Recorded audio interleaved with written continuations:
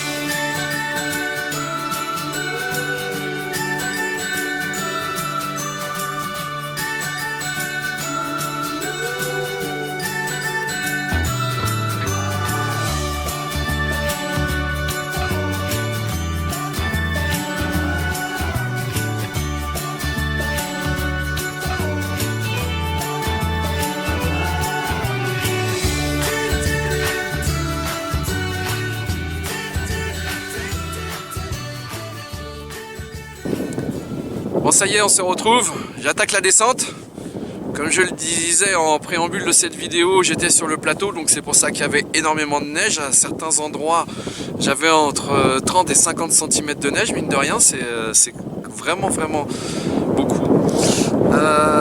Donc là, j'attaque la descente, j'en ai environ pour 8 km. Ensuite, l'endroit où je loge, c'est à 2 km du petit village. Ça fait encore 10 km de marche. Ça descend sur 8 km, donc ça va, c'est pas compliqué, ça va être assez rapide. Donc c'est un petit village, 400 habitants, et quand j'y suis, la première ville, même petite ville, se trouve à 35 km. Donc vous voyez, c'est enclavé, c'est loin de tout. Dans le petit village, il y a un café, une pharmacie, petite épicerie, boulangerie, voilà, où il y a juste le minimum. Donc voilà, on est loin de tout. Mais c'est ça qui est bien, voilà, on est loin de la civilisation quand même, on est loin des grandes villes, voilà, surtout ça, loin des grandes villes, c'est la nature, c'est sauvage, c'est l'Aveyron, et voilà, moi ça me plaît, un endroit que je connais bien, parce que j'y viens depuis que je suis tout petit, ma mère étant d'ici, voilà, donc voilà, j'adore ça, et pour les sorties, pour s'entraîner à la survie, faire des randos, du bushcraft, voilà, c'est vraiment un lieu... un endroit idéal, l'Aveyron, pour ça, qui est l'un des derniers départements encore sauvages d'Ixit, le ministère du Tourisme. Donc c'est très plaisant, et en effet, il n'y a pas beaucoup de monde qui vit, et ça s'explique quand même par les conditions drastiques l'hiver. Les hivers sont très durs, rudes, mais c'est vraiment superbe. Voilà, donc faut que je m'y mette, parce que je m'arrête là pour une petite pause, boire un petit café et puis fumer une petite clope, mais le vent s'est levé, le vent est glacial. Je ne sais pas quelle température il fait, mais le ressenti avec le vent, c'est largement en dessous de zéro, moins 6, moins 7, ça m'étonnerait pas, sachant qu'hier ici nous avions moins 6. Je pense que là on doit avoir la même chose, voire plus. En tout cas, j'ai fait quelques petits panoramas, et j'espère que ça va rendre bien sur la vidéo quand j'attaquerai le montage, parce que c'est vraiment agréable. C'est pas les Alpes, c'est pas les Pyrénées, hein, il faut être clair, mais c'est quand même pas mal du tout, et moi ça me plaît bien, c'est assez joli. J'espère que par l'intermédiaire de ce que je filme, vous allez pouvoir en profiter. Allez, j'y vais, parce que là il commence vraiment à faire froid, à ne pas bouger, et c'est pas bon. Il faut que je me remette en marche, mais avant boire le petit café qui va bien. Allez, on se retrouve quand je suis dans la vallée. À tout à l'heure.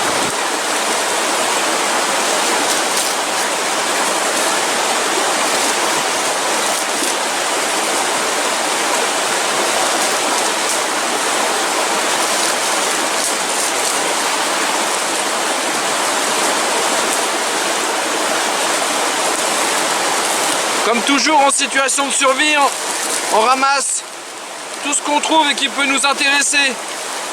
Là sur le bord de la rive, des feuilles qui sont vraiment bien sèches. Donc ça peut m'aider pour allumer mon feu. Donc j'en ai ramassé, on passe la main et ne vient que ce qui est vraiment sec. Ce qui n'est pas sec ne vient pas de toute façon. Donc c'est pas la peine de s'acharner à tirer dessus, ça ne brûlera pas du tout, ça sera extrêmement difficile à faire brûler. Donc on ramasse pour qu'il y ait encore moins d'humidité. On le met dans la poche du blouson. Avec la température corporelle, ça va encore sécher un peu plus. Donc on n'hésite pas, parce que je ne sais pas ce que je vais trouver plus loin. Et là,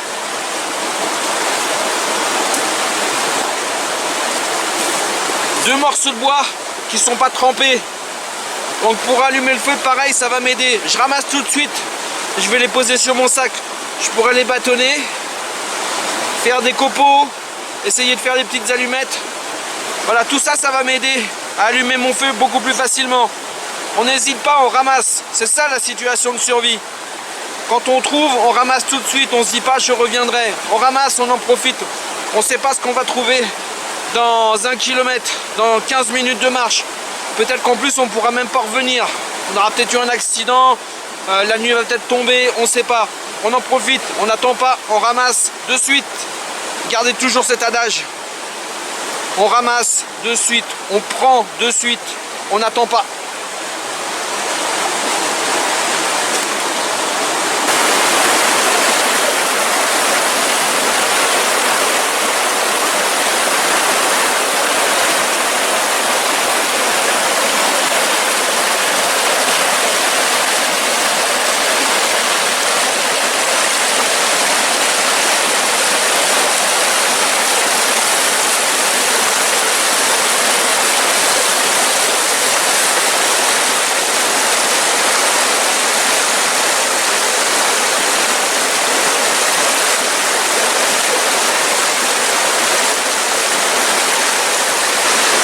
Bien, ça y est, je suis redescendu dans la vallée. Bon, pour tout vous dire, j'ai bien chaud maintenant. Donc je rappelle, quand on descend, quand il fait vraiment chaud, on peut enlever quelques couches de vêtements. Quand on arrive pratiquement à destination comme moi, on remet les couches de vêtements. Autrement, la différence de température, au moment où on a chaud, où le corps va se refroidir, c'est là qu'on va tomber malade. Donc tout à l'heure, j'ai enlevé le gilet. Là, je me suis arrêté. J'ai remis le gilet, le blouson. J'avais enlevé le bonnet, j'ai remis le bonnet. Je tiens pas à être malade, tout se passera bien. Juste avant, je vous ai montré le débit, la puissance de la rivière. Alors attention, c'était pour parler un petit peu en cas de franchissement de zone humide. Fleuve, rivière, particulièrement ici, rivière. En cas de survie, si vous devez franchir un élément humide, attention, attention, attention, on ne franchit pas n'importe où. Le plan que j'ai fait juste avant, c'était pour vous montrer la puissance de l'eau. Elle avait franchement un sacré débit. Il y avait de l'eau pratiquement, au moins si j'avais traversé au moins jusqu'à la hanche, ça c'est sûr, au plus profond, voire même plus haut. La puissance aurait été telle que j'aurais pas pu résister. Donc, quand on doit franchir, on cherche un endroit beaucoup plus calme où on peut franchir à peu près sans risque. Vous voyez, là j'ai fait environ, allez, je vais dire 700-800 mètres. J'ai trouvé ce petit endroit. Il a l'avantage déjà d'être beaucoup moins large que ne l'était la rivière tout à l'heure. L'eau, le débit est beaucoup moins important. Il est au moins 50% moins puissant. En puissance, 50% de moins. Ensuite, la profondeur, beaucoup moins importante. Je pense qu'à tout casser, ça doit arriver au genou, je pense. En tout cas, là, sur 2-3 mètres, allez, je dois avoir de l'eau jusqu'à la cheville, jusqu'à 3 mètres, j'ai de l'eau jusqu'à la cheville, ce qui n'était pas le cas parce que tout à l'heure j'ai regardé, dès que je commençais j'avais de l'eau au-dessus du tibia déjà, C'était ne serait-ce que pour commencer. Là, c'est à peu près la cheville sur 3 mètres. Donc c'est intéressant et surtout beaucoup moins large.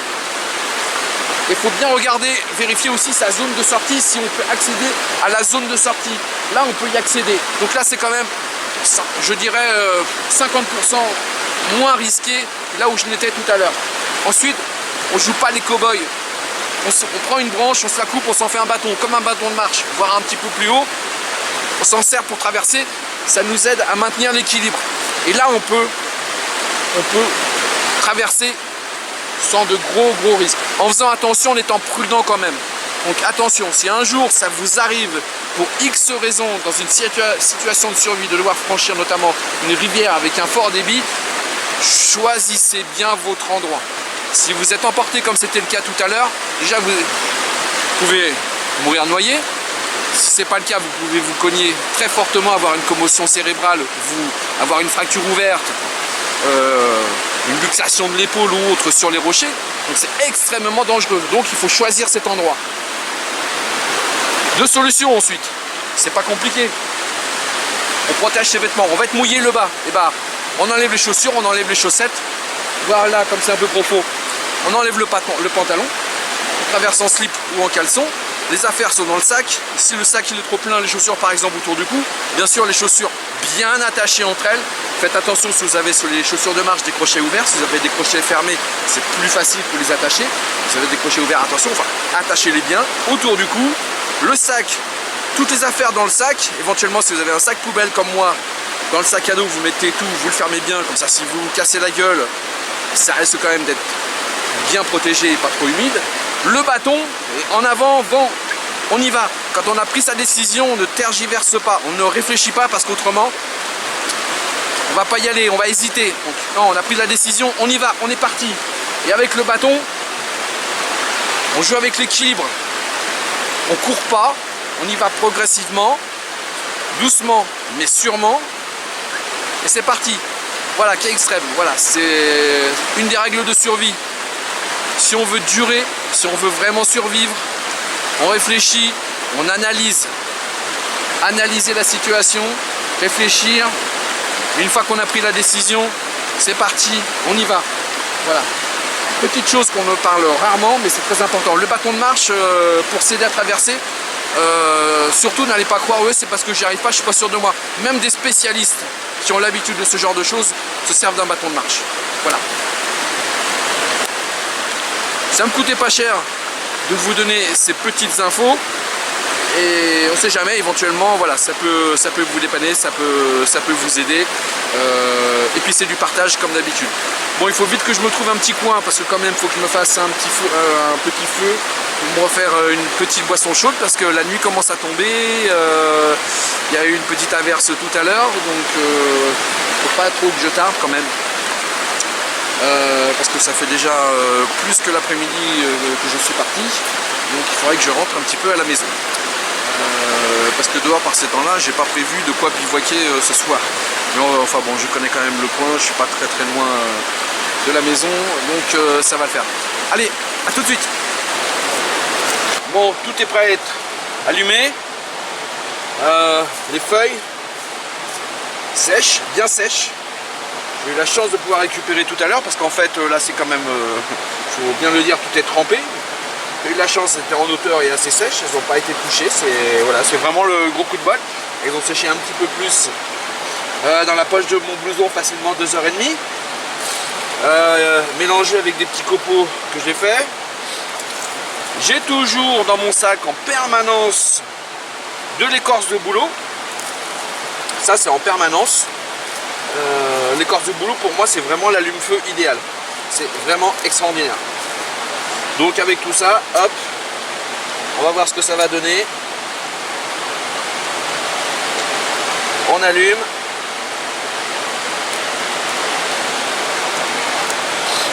Et il n'y a plus à espérer que tout ça prenne au fur et à mesure. On croise les doigts les amis.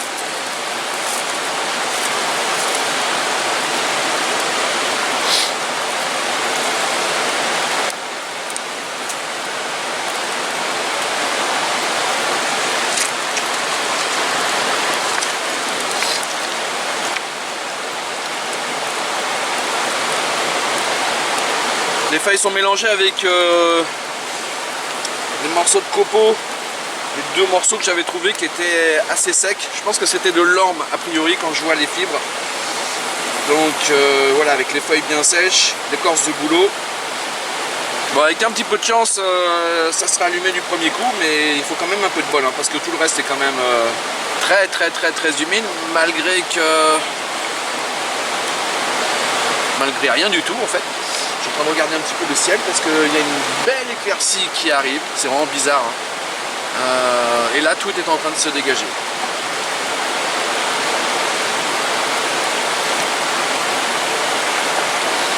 J'ai pas besoin d'un gros feu, c'est juste pour faire cuire mon cardo. Ça fume. La fumée monte à la verticale, donc ça voudrait dire que nous allons vers le beau temps. Sur les côtés en général, ça veut dire que nous allons vers le mauvais temps. Si elle a tendance à monter à la verticale, c'est qu'on va vers le beau temps.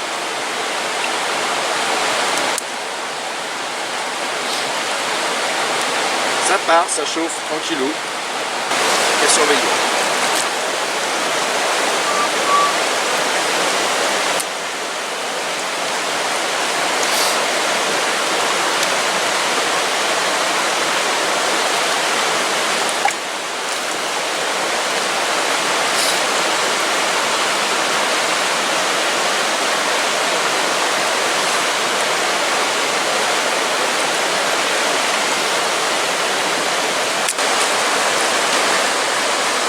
C'est vraiment un très bon moment là.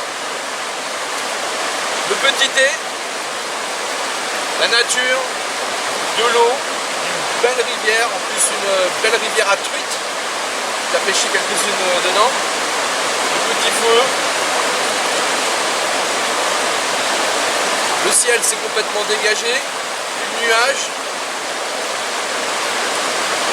Vraiment superbe.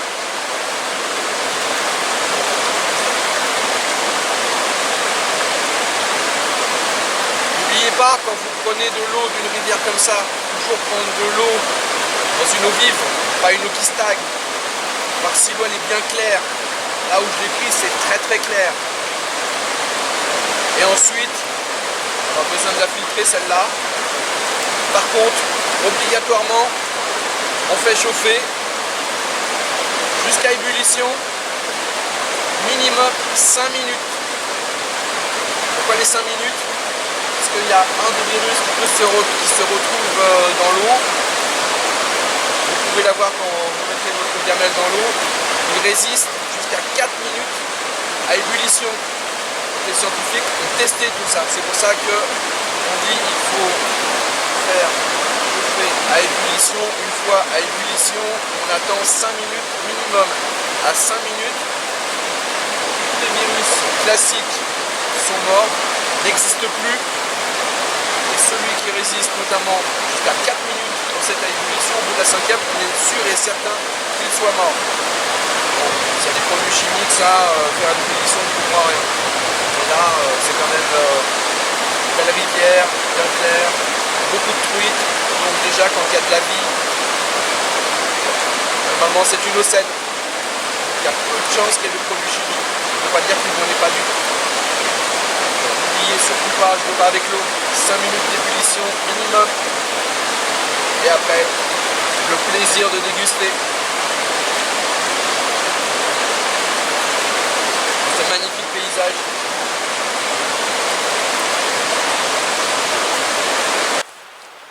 Bien voilà, je termine ma vidéo. Alors en fait j'ai fait la sortie hier, mais je suis rentré quand même assez tard, plus de batterie. Donc c'est pour ça que je fais le petit rush aujourd'hui. Voilà, j'espère que cette vidéo pour vous faire connaître l'Aveyron vous aura plu. Comme vous avez pu le voir, j'ai eu quand même différentes conditions climatiques. Brouillard, vent, neige, conditions climatiques assez basses sur le plateau. Je suis redescendu, pluie, quelques averses. Ensuite une belle éclaircie, puis je vous rassure, quand je suis rentré, c'était de nouveau des averses. Voilà. Voilà, c'est un endroit où les conditions ne sont pas toujours les mêmes suivant l'altitude où on se trouve. J'espère surtout que ça va bien rendre sur la vidéo. Différents paysages et tout. Alors j'ai pas fait grand chose, j'ai fait surtout une grande sortie. J'ai pas fait beaucoup de choses à part allumer mon petit feu, boire mon thé, regarder un peu la rivière. J'ai un peu flâné en même temps. J'ai eu la chance de voir 3 biches qui étaient pas trop loin de moi, avec un renard à un moment qui a même traversé, qui est monté dans les hauteurs sur les bois. Comme toujours, on n'a pas la caméra ni l'appareil photo à la main. C'est bien dommage, ça aurait été sympa parce que surtout les biches, hein, ça a duré un bon moment, mais j'osais plus bouger de peur de les faire partir. Donc c'est assez grave, faune variée. La rivière que vous avez vue remplie de truites, hein, il y a vraiment beaucoup de truites, donc c'est assez sympa. À la fin de la vidéo, je rajouterai quelques petites photos. Voilà. Vous avez la spécialité du coin, l'aligot, parce que l'aligot a été créé ici, sur les hauts plateaux de l'Aubrac. On a le fromage, le Laguiole, le vin, le Marcillac. Et bien sûr, pas loin d'ici, plus important pour nous, l'Aveyron. Je ferai un gros plan tout à l'heure. Le couteau de l'Aïeul. Je me souviens bien, créé en 1838, je crois, il semble l'avoir lu quelque part, 1838, couteau de l'Aïeul. Ici, tout le monde en a un avec soi, avec ou sans étui, voilà, ce qui est mon cas, avec l'étui. Ça fait vraiment partie des traditions des hauts plateaux de l'Aubrac, le couteau de l'Aïeul. Voilà. Quoi vous dire de plus, la race de vache, l'Aubrac aussi, voilà, c'est ce que... En ce moment elles sont à l'étable, donc on n'en voit pas beaucoup, c'est bien dommage. J'aurais pu faire des petits plans, des petites photos assez sympas. Mais voilà, bon, c'est pas la période, hein. Pour l'instant elles sont rentrées. J'espère que tout ça vous aura donc plu. Donc pour aujourd'hui, rando survie, c'est terminé dans l'Aveyron.